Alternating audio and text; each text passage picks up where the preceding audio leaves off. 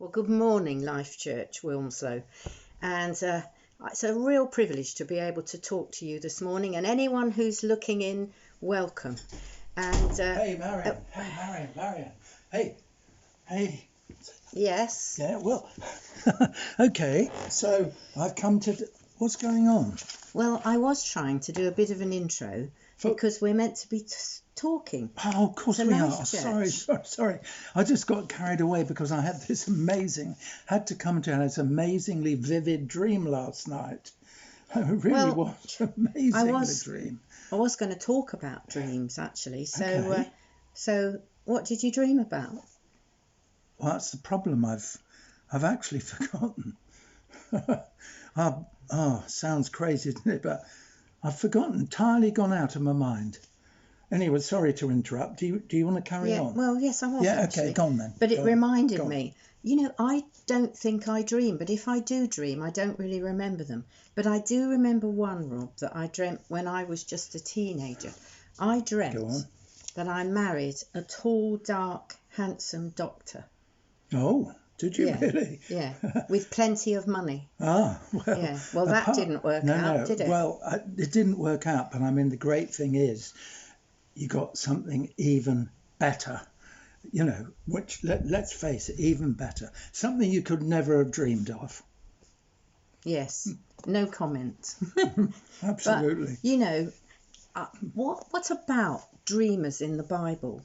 There are dreamers in the Bible, but one person in the Bible stands out as a real dreamer, and his name was Joseph.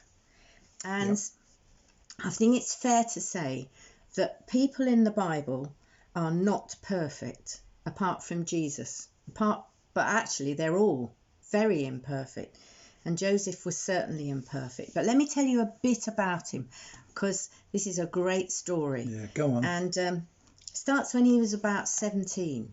And he was a real big head. You wouldn't know anything about that, Rob. You weren't like that. No, totally not. Yeah. Small head me. And he was the next to youngest of 12 brothers, but he was his dad's favourite. And his dad gave him this very flash coat of many colours.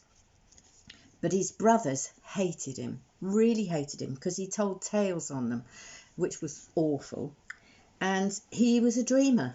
And he had these two dreams, which, it was a bit silly of him to tell his brothers and his parents, actually, because in these dreams, one was where all his brothers bowed down to him, and the other was his parents bowed down to him. And that was enough for the brothers. They'd had enough of him. So they decided that while they were out looking after the sheep, and Joseph used to bring the sandwiches and things, they decided... Not exactly the best example of social grace. No. Telling your parents and your brothers Not that really. No, he didn't really have that at all. Anyway, they had this plan and they threw him in a pit. And amazingly, I suppose it was a camel train, came along, and they decided on the spur of the moment they were going to sell him to these people. And Joseph was sold into slavery. He was trafficked, basically. Human trafficking has happened all through the ages. Yeah. And he ended up in Egypt, and he spent 13 years in this house of this very high up guy in Egypt. Potiphar. Yeah, that's right. And then it all ended disastrously because Potiphar's wife accuses him of trying to seduce her, and Potiphar has him slung in prison. So he's stuck in prison for a long time. And poor old Joseph, his life was a bit like a roller coaster. He had all this favour from his dad, and then he ends up in slavery, and then, even worse, in prison. But he does actually interpret some dreams for some other people while he was in prison, and even Pharaoh himself. Yep. So he's let out. So Joseph's life was a bit like probably all of us. It was a bit like a roller coaster. He had amazing ups but horrendous downs. But he had to spend a lot of time growing up and maturing, and things didn't come about. And I can't tell you the whole story, but it's really exciting because in the end, he ends up as the second to Pharaoh in the land. And because he told him the interpretation of his dreams. And at the very end of the story, incredibly, his mum and dad and all his brothers come because their famine is in their land, and they go to Egypt to try and get food. And they end up bowing down to Joseph because they don't recognise him anyway. So in the end, his dreams came about. But it was a very up and down kind of journey, wasn't it? It was. What do you think, Rob? Well, in effect, I mean, you could say Joseph moves from the pit to the palace. In fact, we put all the P's together, from the pit through Potiphar's house to the palace. And the amazing thing is, the dreams never die. No. And God never leaves him, actually, and God does he? never leaves him. I mean, you'd actually think that the dreams would die when you're in the pit, or when you're actually had up for trying to seduce Potiphar's wife, which he didn't do. You'd think the dream, and then slung in prison. That's another P. Slung in prison. You'd think the dreams would die there. I mean, we've had dreams, haven't we? Yeah, lots. And we've seen some amazing answers. And we're waiting, actually, for the answer of one or two more dreams before we die. But Joseph, you know, he was such a pain in the neck. You would have thought God had got fed up with him. Yeah. You know, if I was God, I think I would have thought, oh, well, that shut him up for a while. But he didn't. No, God stays close to Joseph, which it raises the thing for us, doesn't it, about what dreams do we have for God? And I mean, I don't mean the sort of dreams. There's all sorts of dreams, aren't there? Kind of dreams that you have, like I had last night, that I couldn't remember. So that obviously wasn't from God. It's sort of dreams that, and this didn't happen after yesterday, by the way, but the sort of dreams you have if you'd had too much cheese and wine, etc. Or the dreams that you just dream that we all do, which sometimes we remember vividly in the morning, sometimes we don't, but they don't actually really mean anything. I remember one of my dreams of dreaming about going up a funicular railway in a greenhouse with just a moose for company, and the moose was dressed in a kilt and smoking a cigar. Now, I mean, obviously, that kind of dream, isn't God calling me to moose or Scottish moose? Because I don't think there are any. Some, ridiculous, but that's not God. But then for all of us, hopefully there are dreams born of God, which often don't have images in the mind, but that they're in our heart, aren't they? They're something that you long for, something that inspires you, something that moves you on. So the question I've got for everybody this morning, and for Marion and myself, is what is your dream in God? What is your God-given dream? The dreams can change a bit. The structure can change, the surroundings can change, but deep in your heart, in your spirit, this dream of God never dies. Yeah, but you do have to be very patient, don't you? Because things don't happen immediately. They might do, but with Joseph it took years before his dreams came to fruition. And it's the same for us, and the thing we need to hang on to is that God doesn't leave us, even if we mess up, even if we end up in a pit, and if we do things that we wish we hadn't. That's right. God doesn't leave us there. No, he never leaves us there.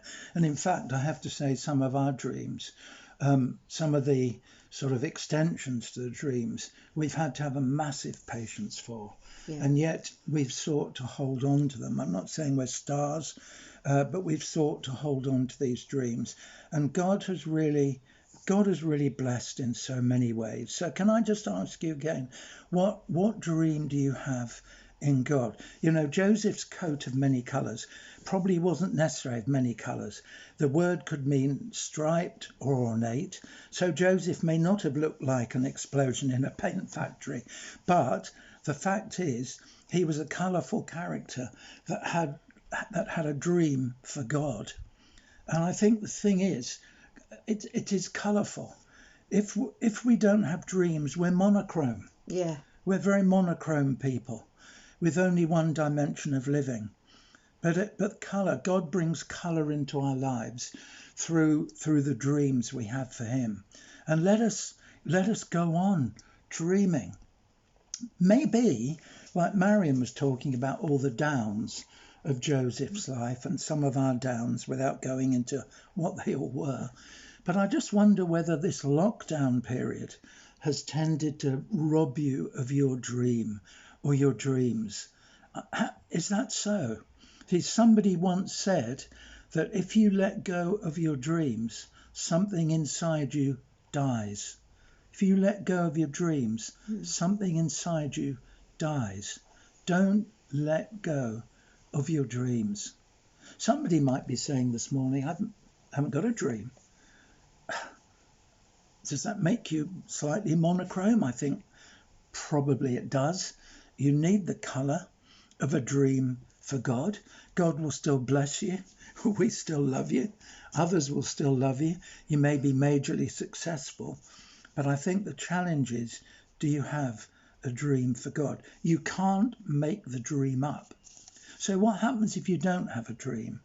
My suggestion, our suggestion is that you go to God and say, God, make me, in the words of Chris Bowater's great song, Lord, make me a dreamer for your kingdom. I can aspire to greater things in God. Make me a dreamer for your kingdom. And really, as we come towards an end, maybe, can I help in some way of saying, how do you know I have a dream for God? How do I know it's not just some crazy idea? How do I know that this thing is born in God? Let me just say a couple of things. Number one, it will stir in your spirit. It doesn't initiate necessarily in your mind. It stirs in your spirit. Your Noah, that's where it is. And it starts there. And the second thing about a dream from God is that it can move away from logic. Because logic, you can think, I could never do that. I'm not like that. And it can move beyond logic. But that's okay, because God is often not logical. Not when it wasn't logical that he saved us and loved us. And it can move beyond logic. And the third thing about a dream that's from God is it will not go away. That's very true, Rob. I think it just keeps on dogging you. I remember dreaming about the whole thing of human trafficking, but was petrified at the thought of going to India. But it lived with me. I knew God had spoken to me, and if you like, it was a dream or a vision to see the end of human trafficking, and that has never left me, and it's still with me now. Let me remind you of Martin Luther King, his amazing speech, I have a dream. And his dream was to see the end of persecution and that black people could have freedom from slavery and being put down. But, and he lived and died for that. And it still continues, doesn't it? Even after he's died. But he set something in motion. Absolutely. So these dreams, they didn't die. And the thing about Joseph, if we return to him for a moment, is that, as we said, even when he was in the pits, the dreams didn't die. So listen, folks, dreams born in God don't die in the desert. Dreams born in God don't pass away in the pits. Dreams of God go on. So pray that prayer, Lord, make me a dreamer for your kingdom. Not crazy ideas, daydreaming, sitting there thinking of things, but something that God places in your heart and within your scope. And it doesn't have to be massive. No. You might think, I can't see myself being a world changer. Okay, it doesn't have to be a world changing dream. It just has to be something that keeps you alive, that keeps you following God, that gives you that colour in life. What is your dream in God? Absolutely. And may we just pray that you have a great week and a great time, and bless you. Wish we could see you, but we can't. great to be with you. So it's goodbye from me, and it's Goodbye from me. absolutely.